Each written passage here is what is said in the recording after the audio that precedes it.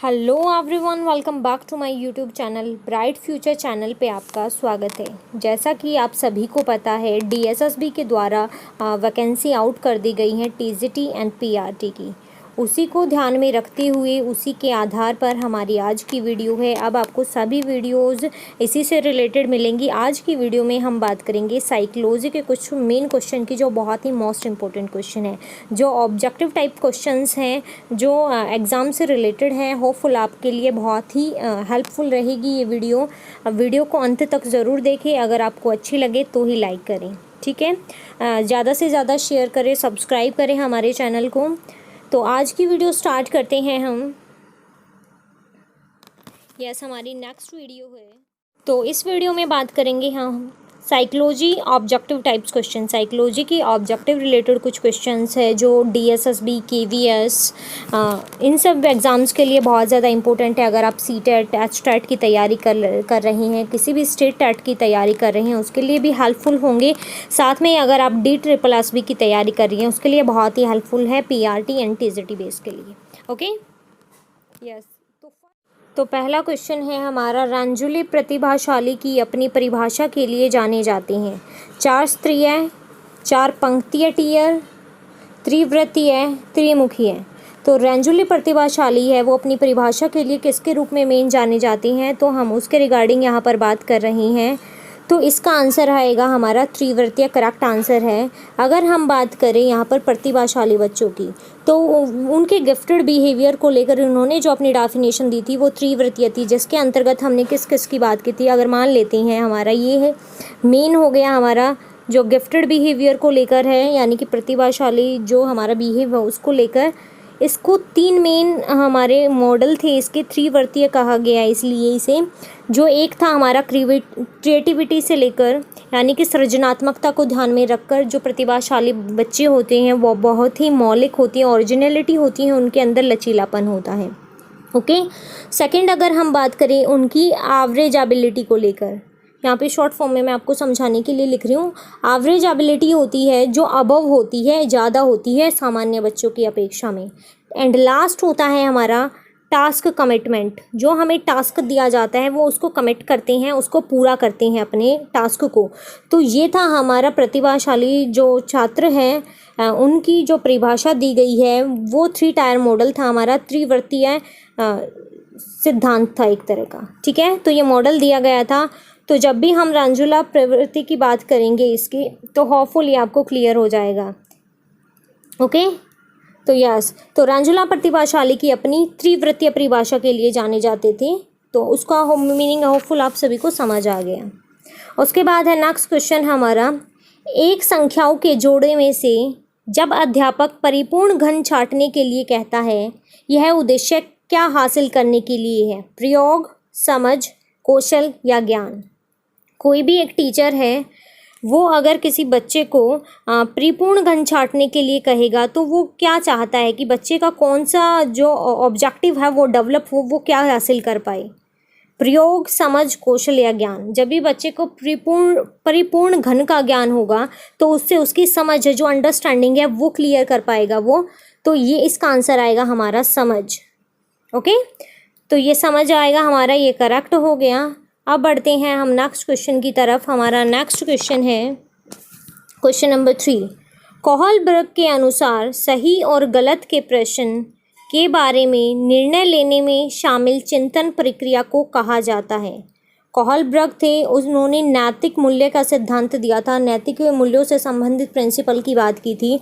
तो उनका क्या कहना है? क्वेश्चन में कहा गया है कि सही और गलत के प्रश्न के बारे में निर्णय लेने में शामिल, यानी कि हमें एक डिसीजन लेना है कि कौन क्या चीज़ सही है और क्या चीज़ गलत है। उन दोनों के बीच में जो निर्णय लिया जा रहा है, जो बीच में चिंतन तर्क किया जा रहा है, वो चीज़ किससे संबंधित है? पहला ऑप्शन है हमारा नैतिक यथार्थवाद, दूसरा नैतिक द्विधा, तीसरा सहयोग की नैतिकता, और लास्ट है नैतिक तर्क करना। यस, नैतिक तर्क करना तो हमारा होगा नहीं, इसमें कोई तर्क वितर्क नहीं हो रहा है। इसमें डायरेक्ट हमें एक आंसर देना होता है, जो करेक्ट होगा हम उसी की तरफ बात करेंगे। सहयोग की नैतिकता, इसमें किसी का हम पार्टिसिपेशन भी नहीं ले रही हैं, सहयोग भी नहीं कर रही हैं। फिर नेक्स्ट है हमारा नैतिक द्विधा, ये हो सकता है लेकिन एक पहले हमें चारों ऑप्शन अपने देखनी है, जो उसमें करेक्ट होगा हम वही टिक करेंगे। एंड लास्ट बचता है हमारा नैतिक यथार्थवाद। यथार्थवाद की बात भी यहाँ पर नहीं हो रही है, तो इसमें हमारा करेक्ट ऑप्शन हुआ नैतिक द्विधा। तो ये हमारा करेक्ट है, तो इसका करेक्ट आंसर हुआ नैतिक द्विधा। ठीक है, नेक्स्ट क्वेश्चन है हमारा प्रगतिशील शिक्षा यानी कि प्रोग्रेसिव एजुकेशन है, वो निम्नलिखित में से किस कथन से संबंधित है। तो कथन जो हमें स्टेटमेंट्स दी गई है इन्हें एक बार देख लेते हैं क्या क्या कथन दिए गए हैं। शिक्षक सूचना और प्राधिकार के प्रवर्तक होते हैं, यानी कि टीचर है वो हमें सूचना और प्राधिकार दोनों के प्रवर्तक माने गए हैं। सेकंड है ज्ञान प्रत्यक्ष अनुभव और सहयोग से उत्पन्न होता है। एंड थर्ड है हमारा अधिगम तथ्यों के एकत्रीकरण और कौशल में प्रवीणता के साथ सीधे मार्ग पर चलता है। और आखिरी है हमारा परीक्षा मानदंड संदर्भित और बाह्य है। प्रोग्रेसिव एजुकेशन की जब बात की जा रही है, बच्चों में प्रोग्रेस होगी जिस एजुकेशन से, वो कौन सी एजुकेशन होगी, यानी बच्चों को डायरेक्ट इन्फॉर्मेशन दी जाए टीचर के द्वारा, ऐसा है फर्स्ट ऑप्शन में कहा गया है। सेकंड ऑप्शन में कहा गया है कि जो भी नॉलेज दी जाए वो डायरेक्ट बच्चे के एक्सपीरियंस और उसके पार्टिसिपेशन के साथ दी जाए। और थर्ड ऑप्शन में कहा गया है कि जो अधिगम के तथ्य हैं जिसके द्वारा वो अधिगम प्राप्त कर रही हैं, उनमें जो कौशल है वो सीधे मार्ग पर बच्चों को बता दिया जाए, आंसर डायरेक्ट उसकी फॉर्म बता दी जाए कि डायरेक्ट हमारा ये आंसर होगा। उसके बाद नेक्स्ट है हमारा परीक्षा मानदंड संदर्भित और बाह्य हो, जो परीक्षा है वो संदर्भित और बाह्य होनी चाहिए, क्या ये सही है। तो इसका हमारा बी ऑप्शन करेक्ट है, ज्ञान प्रत्यक्ष अनुभव और सहयोग से उत्पन्न हो।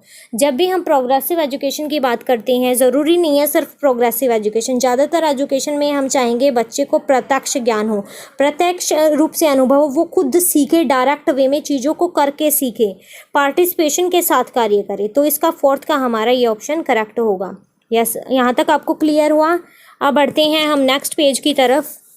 नेक्स्ट क्वेश्चन है हमारा 16 वर्षीय बच्चा बुद्धि लब्धि परीक्षण में 75 अंक प्राप्त करता है, उसकी मानसिक आयु कितने वर्ष होगी। बहुत ही इजी है, सभी बच्चे अपने आंसर्स चैट बॉक्स में कमेंट ज़रूर करके बताएं आपके कितने नंबर बन रहे हैं। तो ये क्वेश्चन है हमारा, इसको देख लेते हैं। इसमें क्या कहा गया है। यस, इसमें कहा गया है हमें IQ दिया गया है बच्चे का, क्वेश्चन में IQ दिया गया है, बुद्धि लब्धि दी गई है 75। तो IQ का हमारा फॉर्मूला क्या होता है, MA/CA × 100। हमारा MA क्या होता है यहाँ पर, MA होती है हमारी मेंटल एज, जो बच्चा है उसकी मेंटल एज कितनी है, एंड CA होती है करंट एज, यानी कि वास्तविक में अब बच्चे की आयु कितनी है। और साथ में फॉर्मूले में मल्टीप्लाई में 100 दिया गया है। तो इस क्वेश्चन में हमें MA निकालनी है, तो MA हमारा एज इट इज़ रहेगा, MA का हम MA रखेंगे। CA हमें कितनी दी गई है, CA हमें दी गई है 16 की, बच्चा है वो 16 वर्ष का है, तो यहाँ पर 16 × में 100। ओके, इस तरफ 75 दिया गया है।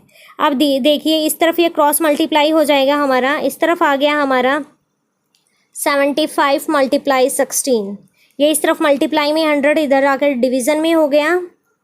ओके, यस, इस तरफ का रब कर देते हैं ये।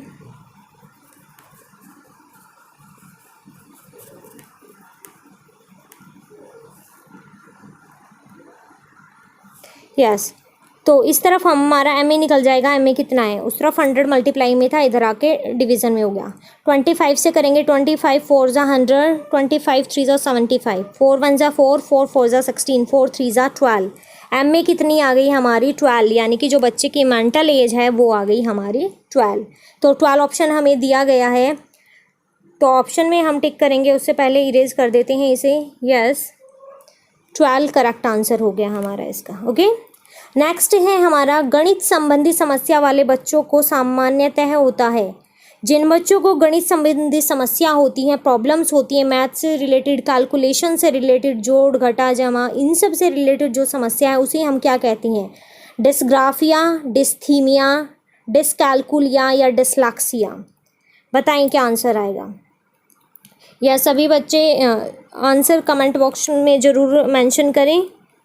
यस, इसका करेक्ट आंसर आएगा हमारा डिसकैलकुलिया।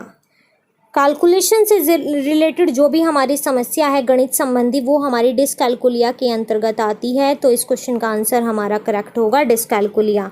डिस्ग्राफिया के अंदर लिखने संबंधी जो समस्याएं हैं वो आ जाती है, बच्चा लिख नहीं पाता है, लिखावट में परेशानी है, अक्षरों को बना नहीं पा रहा है, तो वो हो गया हमारा डिस्ग्राफिया की समस्या।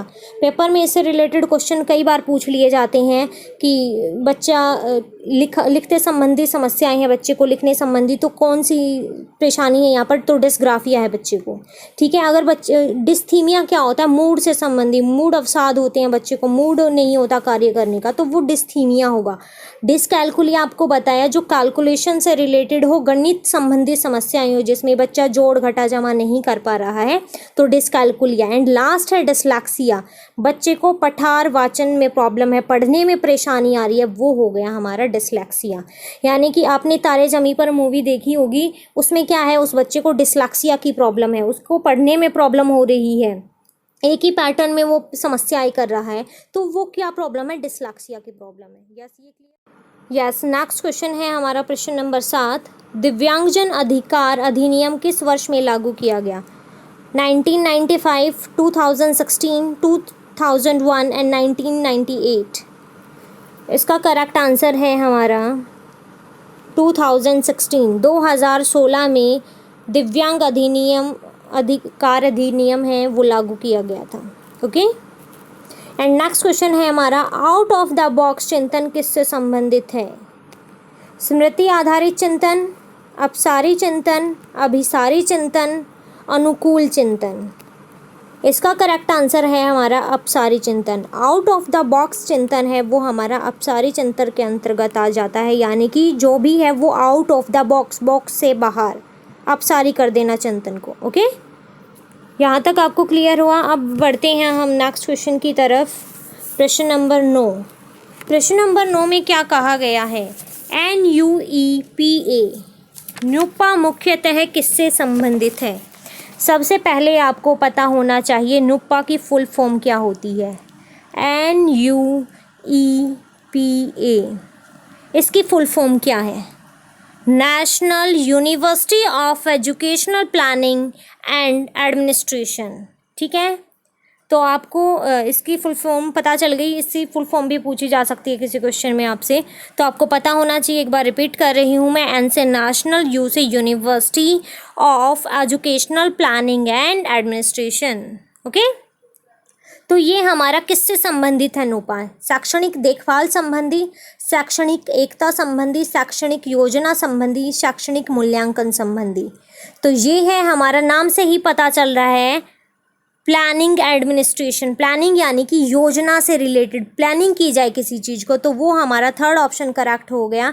तो इसका करेक्ट आंसर क्या आएगा? हमारा थर्ड आएगा। ओके, तो इसका करेक्ट ऑप्शन हुआ हमारा थर्ड, शैक्षणिक योजना। उसके बाद बढ़ते हैं हम नेक्स्ट क्वेश्चन की तरफ। नेक्स्ट क्वेश्चन है हमारा, कंप्यूटर आधारित टीचिंग मॉडल किसके द्वारा बनाया गया? यस, इसमें ऑप्शन दिए गए हैं आपको। गिलबर्ट 1962 में, स्टोलोर्स और डेविस 1965 में, रॉबर्ट गगने 1965, मैकनेर 1965। इसमें क्या कहा गया है? कंप्यूटर आधारित टीचिंग मॉडल है वो किसके द्वारा बनाया गया था, बताएं। यस, ये बनाया गया था हमारा, इसका बी पार्ट करेक्ट है। इसका आएगा हमारा स्टूलोर्स और डेविस। स्टूलोर्स और डेविस 1965 में उनके द्वारा बनाया गया था, जो हमारा कंप्यूटर आधारित टीचिंग मॉडल है।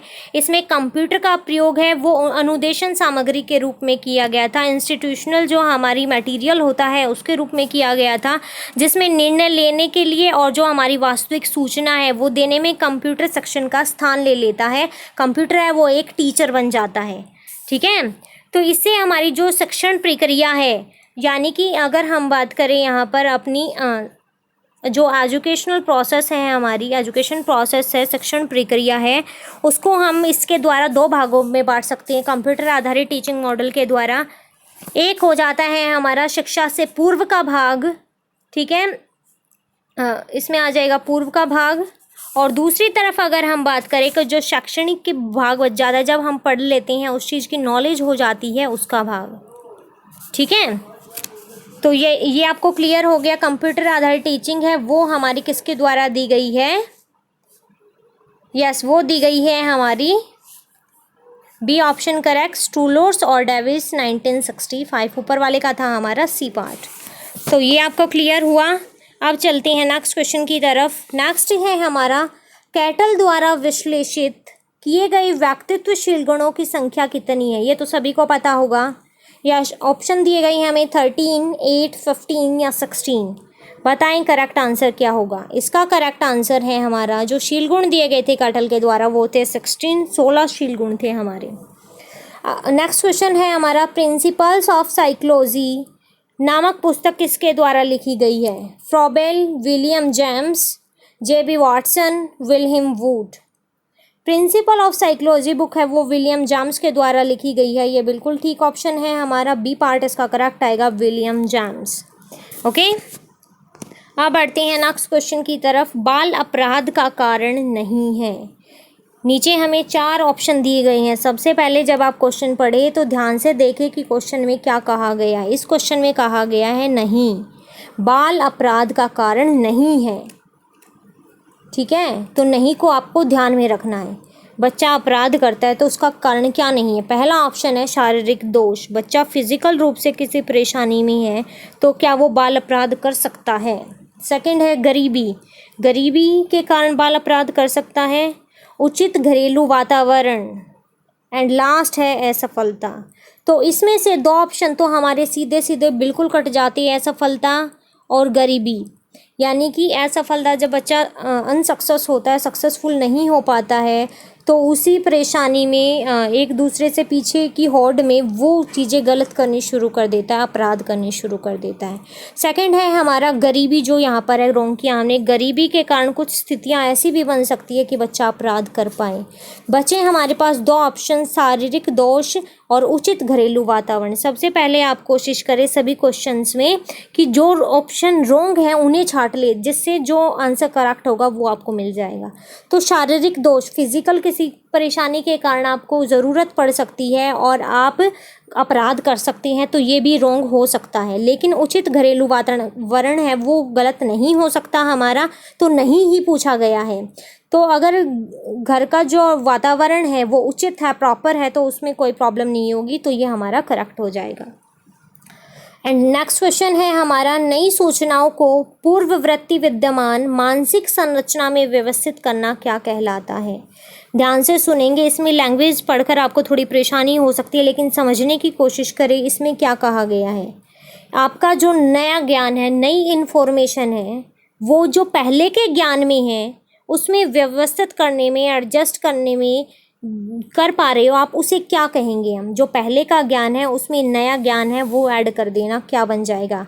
आत्मसात्करण, समाविष्टीकरण, संतुलनीकरण, संगठन। इसका करेक्ट आएगा हमारा आंसर असिमिलेशन, आत्मसात्करण। यानी कि जो पहले का ज्ञान है उसमें बिना किसी परेशानी के, बिना मानसिक संरचना के हम अपनी नई इन्फॉर्मेशन है वो ऐड कर पाते हैं, वही हमारा आत्मसात्करण होता है, असिमिलेशन होता है। ओके, ये आपको क्लियर हुआ। अब बढ़ते हैं नेक्स्ट क्वेश्चन की तरफ। Next 15th and last question है हमारा, कंप्यूटर लैंग्वेज किस पर आधारित है? संख्या पद्धति, चिन्ह पद्धति, श्रृंखला पद्धति, एंड इनमें से कोई नहीं। इसका करेक्ट, श्रृंखला में नीचे र नहीं लगाया है, बाय मिस्टेक रह गया। यस, तो इसका करेक्ट आंसर आएगा संख्या पद्धति, करेक्ट आंसर है। जो कंप्यूटर भाषा है, कंप्यूटर शिक्षा है, जो हमारी लैंग्वेज है, कंप्यूटर लैंग्वेज, वो हमारी संख्या पद्धति पर आधारित है। ठीक है, इसमें कहा जाता है कि जो कंप्यूटर की भाषा की बात करते हैं वो बाइनरी अंक के द्वारा होती है, जिसमें मेन अगर बात करें तो उसमें हमारा 0 और 1 की मेन वैल्यू होती है, 0 और 1 की संख्या पद्धति कहलाती है। जो हमारी, इसे बिट कहते हैं, बिट को स्ट्रिंग भी बोला जाता है, BYTE। ठीक है, कंप्यूटर में ये संचार की प्राथमिक भाषा होती है, ये गणित के दोनों शब्द है, इसलिए ये संख्या पद्धति से संबंधित है। इसलिए यहाँ पर कहा गया है कि कंप्यूटर लैंग्वेज है वो संख्या पद्धति पर आधारित है। तो ये थी भी हमारी आज की वीडियो, होपफुल आप सभी को समझ आए। आज हमने 15 क्वेश्चन किए जो साइकोलॉजी रिलेटेड थे, जिसमें हमने शिक्षा शास्त्र और पेडागोजी, शैक्षिक विज्ञान के बारे में जाना, मनोविज्ञान से संबंधित बात की।